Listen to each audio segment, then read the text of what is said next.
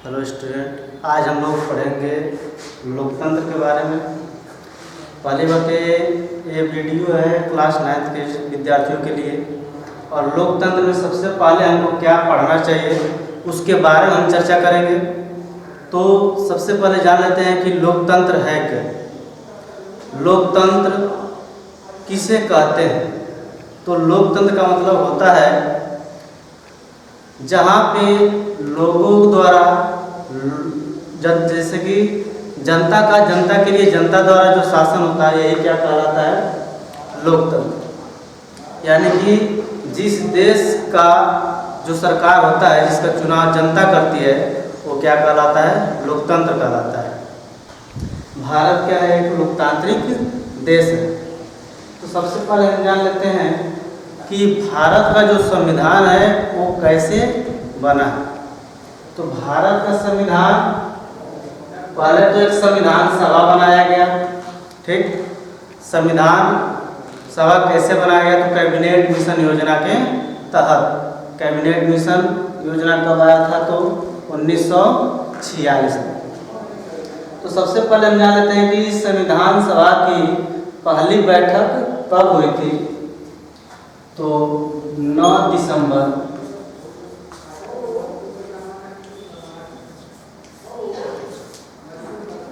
1946। 9 दिसंबर 1946 को संविधान सभा की पहली बैठक हुई थी। और इसी बैठक में संविधान सभा का अध्यक्ष चुना गया। तो उस समय संविधान सभा का अध्यक्ष चुना गया था डॉक्टर सच्चिदानंद सिन्हा।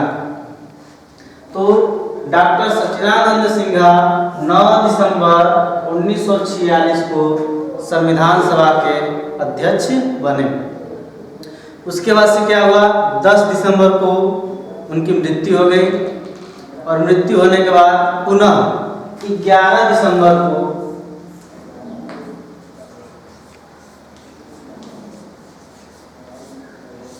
दिसंबर 1946 को फिर से संविधान सभा की दूसरी बैठक हुई। और इस बैठक में संविधान सभा के अध्यक्ष बनाए गए डॉक्टर राजेंद्र प्रसाद।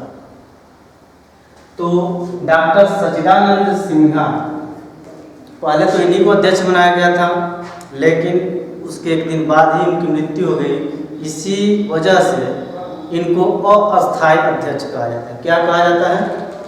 अस्थायी अध्यक्ष। तो पूछा जाए कि संविधान सभा के अस्थायी अध्यक्ष कौन थे? तो डॉक्टर सच्चिदानंद सिन्हा।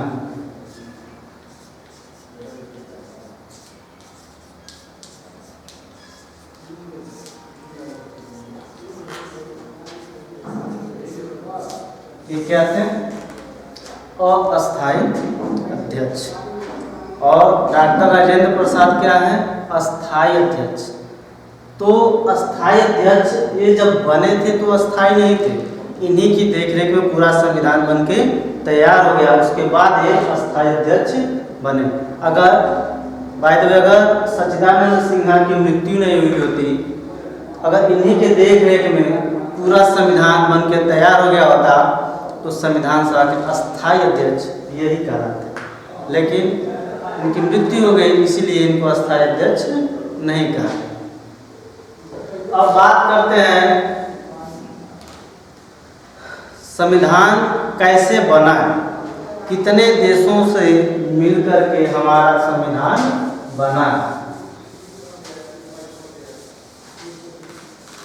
तो हम बता दें कि 10 देशों के संविधान से मिलकर के हमारे देश का संविधान बना है।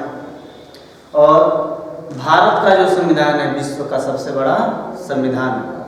लेकिन एक बात और है, अगर ऐसा पूछा जाए कि विश्व का सबसे महत्वपूर्ण संविधान किस देश का, तो विश्व का सबसे महत्वपूर्ण संविधान है तो उसको दर्जा दिया जाता है, तो वो है साउथ अफ्रीका का संविधान।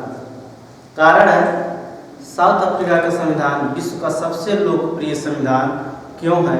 तो कारण सीधी सी है कि वहाँ का संविधान सिर्फ एक व्यक्ति ने, जिसका नाम है नेल्सन मंडेला, उनको जानते होंगे आप लोग। तो साउथ अफ्रीका का संविधान नेल्सन मंडेला ने अकेले ही बनाया है। इसीलिए वहाँ के संविधान को महत्वपूर्ण संविधान का दर्जा दिया जाता है। तो भारत का संविधान 10 देशों के संविधान से मिलकर के बना है और उसमें एक और शामिल है, वो भारत सरकार अधिनियम 1935। तो सबसे पहले हम जान लेते हैं कि किन किन देशों से मिलकर के भारत का संविधान बना है। तो सबसे पहले हम देशों का नाम जान लेते हैं, जैसे अमेरिका,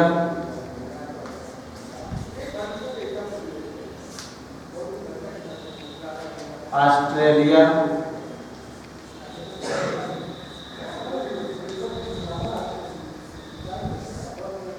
जर्मनी, फ्रांस, कनाडा,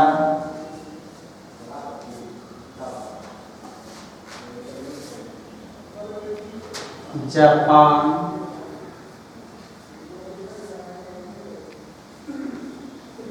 रूस, आयरलैंड, ब्रिटेन,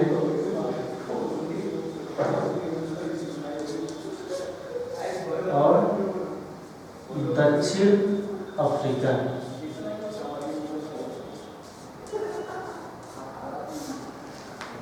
तो हमारा संविधान 10 देशों के संविधान से मिलकर के बना है। पहले अमेरिका, तो जान लेते हैं कि कहाँ से क्या क्या लिया गया। जैसे मौलिक अधिकार कहाँ से किया गया है, अमेरिका से किया गया है। ऑस्ट्रेलिया से क्या लिया गया है, समवर्ती सूची। जर्मनी से क्या लिया गया है, आपातकालीन व्यवस्था, कहाँ से लिया गया है, जर्मनी से। फ्रांस से क्या लिया गया है, फ्रांस से क्या लिया गया है, स्वतंत्रता का अधिकार। कनाडा से क्या लिया गया है, कनाडा से क्या लिया गया है, कनाडा से लिया गया है न्यायिक व्यवस्था। जापान से लिया गया है विधि, जापान से लिया गया है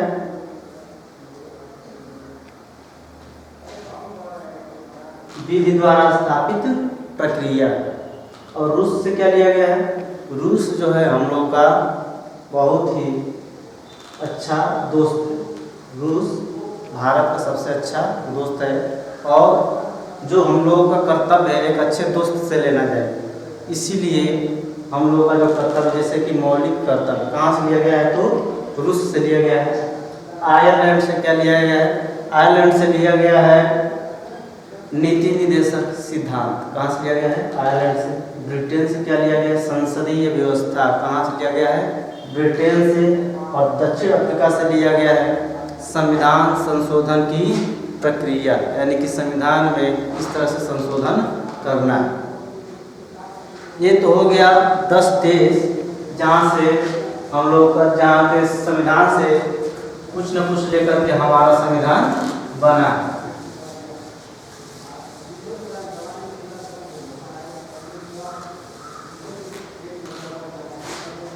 अब थोड़ा सा हम लोग जान लेते हैं संविधान सभा के बारे में। तो संविधान सभा की पहली बैठक बताई है 9 दिसंबर 1946 को हुआ था। अब पूछा जाए कि भारत को संविधान किसने दिया है, तो अधिकांश बच्चे कहते हैं डॉक्टर भीमराव अंबेडकर, चूँकि ये गलत है। भारत को संविधान किसने दिया है, तो भारत को संविधान संविधान सभा ने दिया है। किसने दिया है, संविधान सभा ने। और बात करें अगर डॉक्टर भीमराव अंबेडकर की, तो उनको कहा जाता है संविधान सभा का जनक। अगर ये पूछा जाए संविधान सभा के जनक, तब जाके डॉक्टर भीमराव अंबेडकर। इसमें भी कई समितियां बनाई गई, जैसे झंडा समिति। तो झंडा समिति के अध्यक्ष थे JB कृपलानी।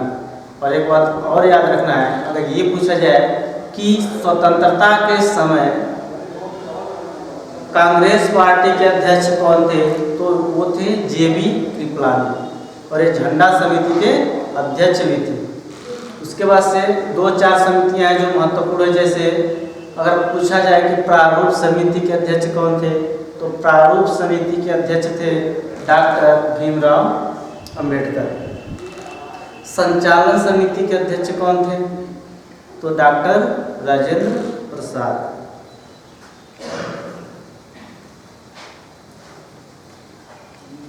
संविधान सभा का अंतिम बैठक कब हुआ था? तो संविधान सभा का अंतिम बैठक हुआ था 24 जनवरी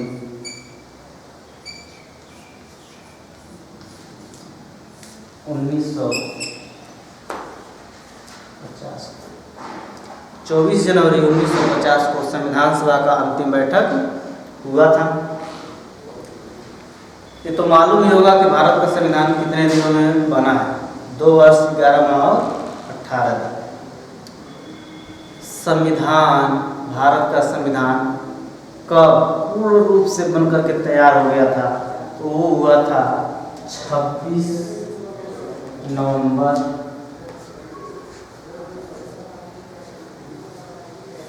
1949।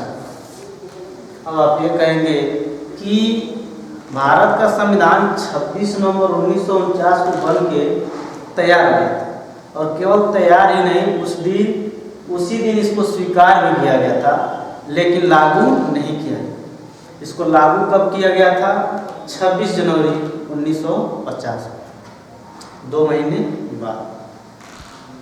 तो यहाँ से क्वेश्चन ये उठता है कि इसको 2 महीने बाद क्यों लागू किया गया? क्यों नहीं 26 नवंबर को ही इसे लागू किया गया था? तो उसका भी रीज़न ये है कि पहले 26 जनवरी को स्वतंत्रता दिवस मनाया जाता था। जितने भी महापुरुष थे भारत के, वो सब 1930 से 26 जनवरी को ही स्वतंत्रता दिवस के रूप में मनाते थे। इसके बाद जब हमारा देश आज़ाद हो गया 1947 में, तो अब स्वतंत्रता दिवस 26 जनवरी को न मना करके अब किस दिन मनाया जाने लगा? 15 अगस्त। यानी कि 26 जनवरी वाला जो दिन था वो अब खाली गया। उस दिन कुछ त्यौहार के रूप में मनाया नहीं जा रहा था। तब जितने भी सदस्य थे संविधान सभा के, उन लोगों ने एक विचार विमर्श किया और उन लोगों ने तय किया कि अब 26 जनवरी यानी कि 2 महीने की बात है, अब इसको 26 जनवरी 1950 में ही लागू किया जाए, क्योंकि ये लोग नहीं चाहते थे कि 26 जनवरी का दिन जो हम स्वतंत्रता दिवस के रूप में मनाते चले आए हैं, उस दिन कोई पर्व न हो, है ना। वो लोग ऐसा नहीं चाहते थे, इसीलिए उसी दिन को भारत का संविधान लागू किया गया। और संविधान सभा की अंतिम बैठक बताई है 24 जनवरी 1950 को हुआ था। और मतदान दिवस 25 जनवरी को, हर 25 जनवरी को क्या मनाया जाता है? मतदान दिवस मनाया जाता है।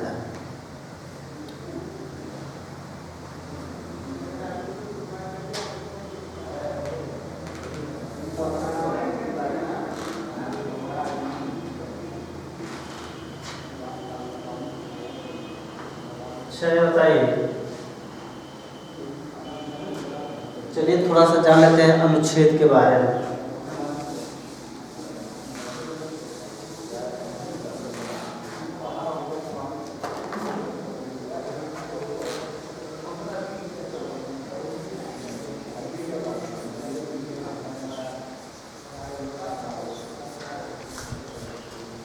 भारत का जब संविधान बना उस समय एक पूछा जाता है मूल, एक पूछा जाता है वर्तमान, यानी कि जो चल रहा है। तो जब संविधान बना था उस समय संविधान में कुल कितने अनुच्छेद थे? तो 395 अनुच्छेद थे। उसके बाद से भाग पूछा जाए, कुल कितने भाग थे? तो भाग थे 22। और अनुसूची पूछा जाए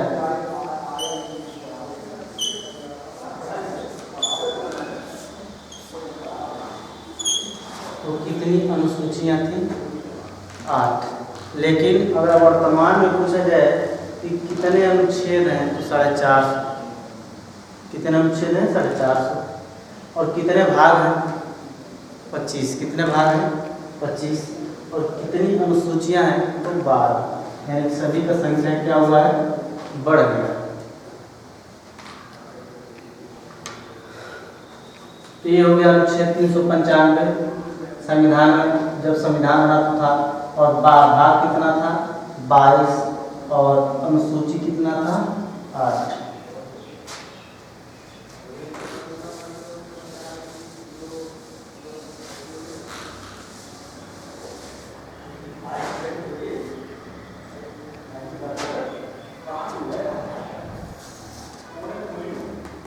चलिए बताइए, लोकतंत्र के बारे में हम लोग पढ़ रहे हैं। तो लोकतंत्र में जो वोट डालने की प्रक्रिया है ये किसमें आती है, लोकतंत्र में आती है। तो पहले जो वयस्क मताधिकार का उम्र था वो था 21 वर्ष, यानी कि पहले जो व्यक्ति 21 वर्ष के हो जाते थे वही मत देने योग्य होते थे। लेकिन अब इसको हटा करके कितना कर दिया गया है, 18 वर्ष। यानी कि वयस्क व्यक्ति किसे कहते हैं, वह व्यक्ति जो 18 वर्ष या 18 वर्ष से अधिक हो। अब आते हैं लोकसभा और राज्यसभा के बारे में पढ़ते हैं। पहले तो जान लेते हैं संसद।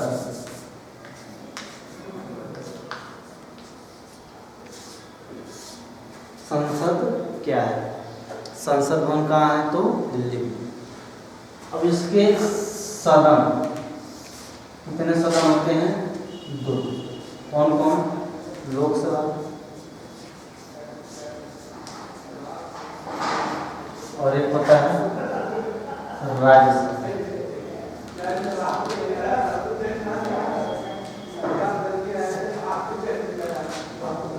लोकसभा, राज्यसभा, संसद के कितने सदन होते हैं, तो 2। लेकिन यही अगर पूछ दिया जाए कि कितने अंग होते हैं, तो अंग 3 होते हैं। केवल राष्ट्रपति को इसमें सम्मिलित कर लिया जाता है। तो अगर अंग पूछ देगा तो 3 राष्ट्रपति भी आ जाते हैं इसमें। अब इसका चुनाव कैसे होता है, लोकसभा का चुनाव कैसे होता है और राज्यसभा का चुनाव कैसे होता है। तो बता दें कि लोकसभा जो है वो भारत का प्रथम सभा है, संसद की प्रथम सभा है। और राज्यसभा जो है ये दूसरी सभा है। लेकिन लोकसभा को निम्न दर्जा दिया जाता है और राज्यसभा को उच्च दर्जा दिया जाता है। क्यों, कारण है लोकसभा का जो कार्यकाल होता है वो होता है 5 वर्ष का, और राज्यसभा का जो कार्यकाल होता है, तो राज्यसभा के सदस्यों का जो कार्यकाल होता है ये होता है 6 वर्ष का। तो लोकसभा को कोई जरूरी नहीं है कि 5 साल ही चलता है, इसको भंग भी किया जाता है लोकसभा को, ठीक ना। लोकसभा को भंग किया जा सकता है और राज्यसभा को भंग नहीं किया जा सकता। लोकसभा के सदस्यों का चुनाव कैसे होता है, तो लोकसभा के सदस्यों का चुनाव जनता द्वारा होता है। और राज्यसभा के सदस्यों का चुनाव कैसे होता है, राज्य के सभी राज्यों के जितने भी विधायक होते हैं, एमएलए, वो क्या करते हैं, राज्यसभा के मेंबरों को चुनते हैं, उनका वोट वही करते हैं। ये हो गया लोकसभा और राज्यसभा। तो लोकसभा प्रथम किंतु निम्न सदन है और राज्यसभा द्वितीय किंतु उच्च सदन है, क्योंकि ये भंग नहीं होता और ये भंग किया जा सकता है, ठीक। तो इसका चुनाव जनता द्वारा ये होता है कितने साल के लिए, 5 साल के लिए। और राज्यसभा का चुनाव हर 2 साल में होता है। राज्यसभा के सदस्यों का चुनाव हर 2 साल बाद होता है। तो शुरू में क्या हुआ होगा, सबसे पहले जब शुरू में जितना भी सीट होगा उसको भरा गया होगा। मान लेते हैं कि 100 सीट है राज्यसभा में, तो 100 सीट शुरू में तो भरना ही पड़ेगा। इसके बाद से हर 2 साल में 1/3 सदस्य अपनी सदस्यता त्याग देते हैं, यानी कि हट जाते हैं अपने पद से। 1/3, तो 1/3 2 साल में हट रहे हैं, 2/3 4 साल में हटेंगे, और 3/3 यानी कि सभी लोग 6 साल में रिटायर हो जाते हैं।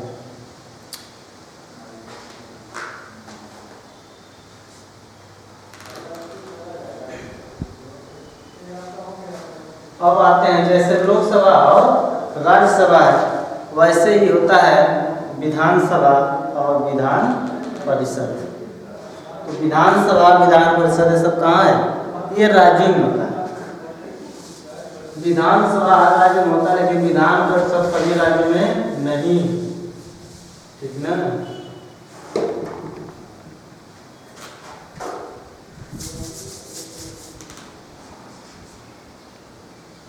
पहले तो होता है विधानमंडल, जैसे संसद होता है वैसे विधानमंडल होता है।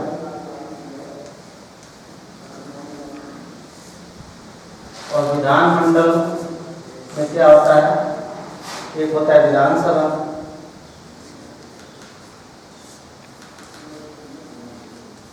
और एक होता है विधान परिषद।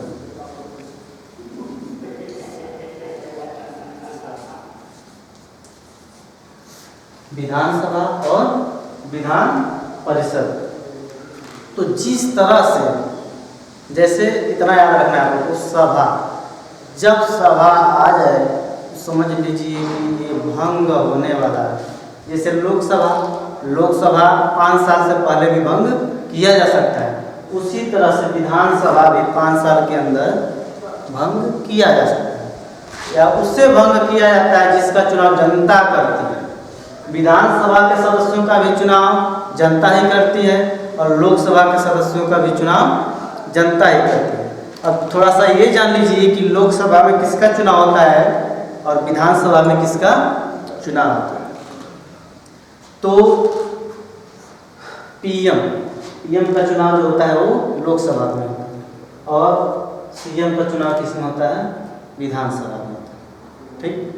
तो विधानसभा हर एक राज्य में जहाँ पे सीएम की सीट है। और बात करें विधान परिषद की, तो विधान परिषद सभी राज्यों में नहीं, भारत के कुछ राज्यों में है। भारत के 6 राज्यों, पहले 7 राज्यों में विधान परिषद था, अब जम्मू कश्मीर को हटा दिया गया। तो भारत के 6 राज्य कौन कौन से हैं जहाँ पर विधान परिषद है? तो 6 राज्य, जैसे उत्तर प्रदेश है, बिहार है, आंध्र प्रदेश है, तेलंगाना है, महाराष्ट्र और कर्नाटक। इन 6 राज्यों में विधान परिषद है और बाकी राज्यों में विधान परिषद नहीं है। इसका भी एक रीजन होता है कि किस राज्य में विधान परिषद लाया जा सकता है। तो सिंपल सा तरीका है, जिस राज्य में लोकसभा का है, विधानसभा की न्यूनतम 120 सीट है, वहाँ पे विधान परिषद लाया जा सकता है।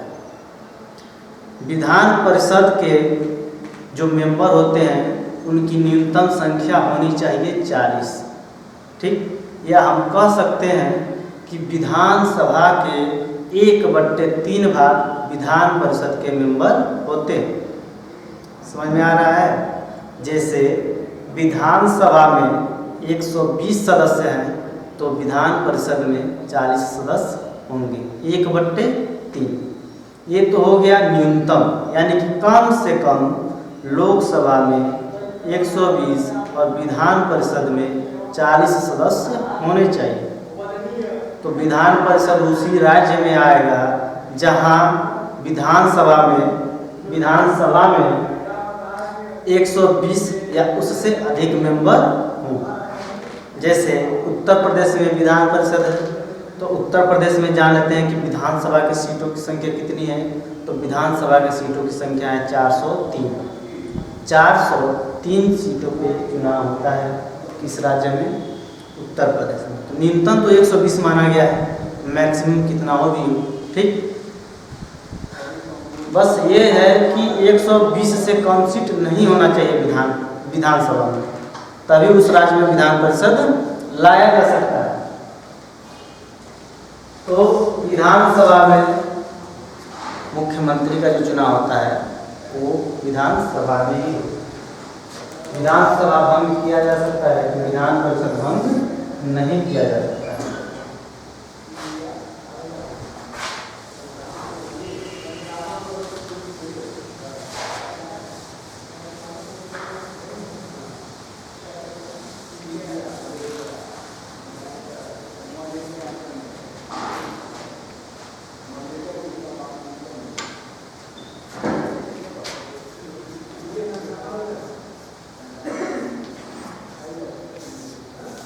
थोड़ा जान लेते हैं राष्ट्रपति के बारे में। भारत का सर्वोच्च नागरिक कौन होता है? तो राष्ट्रपति होता है। प्रथम नागरिक राष्ट्रपति होता है। और राष्ट्रपति का चुनाव, राष्ट्रपति बनने के लिए कम से कम किसी व्यक्ति की न्यूनतम कितनी होनी चाहिए? तो वो होनी चाहिए 35। कितनी होनी चाहिए? 35 वर्ष। पहली बात 35 वर्ष उसकी उम्र होनी चाहिए कम से कम। वह भारत का ही नागरिक होना चाहिए। वो किसी लाभ के पद पे न हो और वह पागल व दिवालिया न हो, यानी कि उसके सोचने की जो क्षमता है वह सही होनी चाहिए। अब किसी पागल व्यक्ति को हम राष्ट्रपति नहीं बना सकते हैं। तो जिस तरह से राष्ट्रपति होते हैं वैसे ही राज्यपाल भी होते हैं।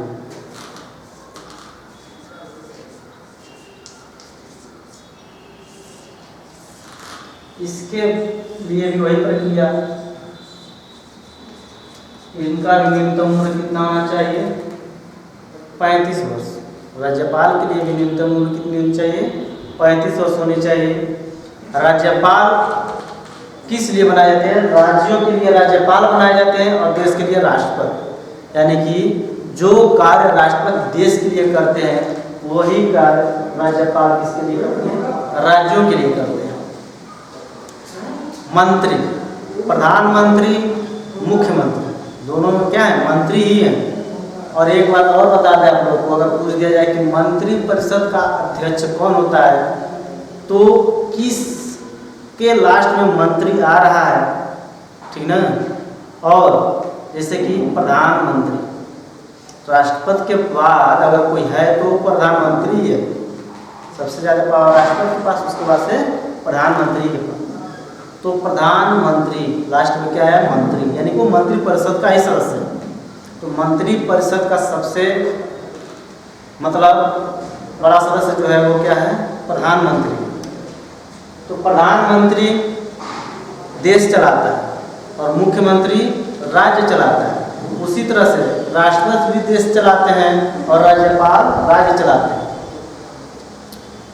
अब देखिए थोड़ा सा यहाँ की बात है ये कि राष्ट्रपति जो होते हैं देश के लिए बनाए गए और राष्ट्रपति दो देश, अपने देश से बाहर किसी और देश के भी राष्ट्रपति हो सकते हैं क्या? नहीं। यहाँ पे थोड़ा सा चेंजिंग, यानी कि राष्ट्रपति बस एक ही कार्यभार संभाल सकते हैं, लेकिन राज्यपाल राज्यों के लिए बनाया गया है। क्योंकि राज्यपाल दो राज्यों का राज्यपाल भी हो सकता है। समझ में आ रहा है? राज्य तो देश के अंदर ही है, तो देश के अंदर हम कुछ करेंगे तो चलेगा, लेकिन अब राष्ट्रपति दूसरे देश का राष्ट्रपति हो सकता है क्या? नहीं हो सकता है। दूसरा देश का जो नियम व्यवस्था है वो अलग है, हमारे देश का जो नियम कानून है वो अलग है।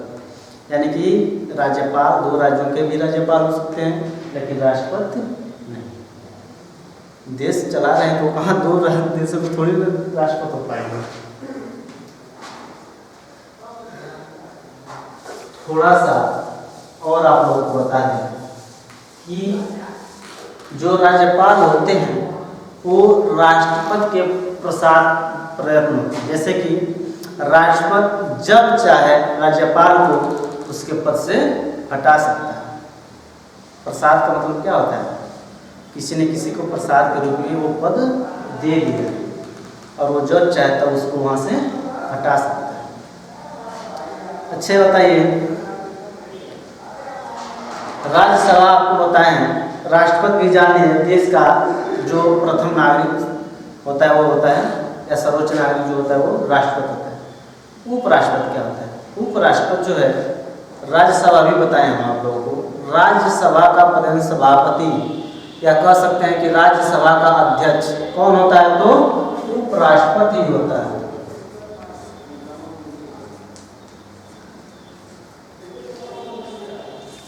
राज्यसभा का अध्यक्ष या प्रधान सभापति कौन होता है? तो उपराष्ट्रपति होता है।